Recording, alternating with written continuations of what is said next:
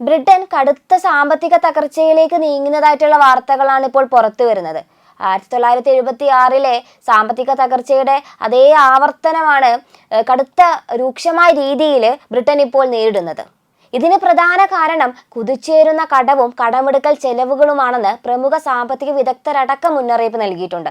ഇക്കാര്യം ടെലിഗ്രാഫും റിപ്പോർട്ട് ചെയ്തിട്ടുണ്ട്.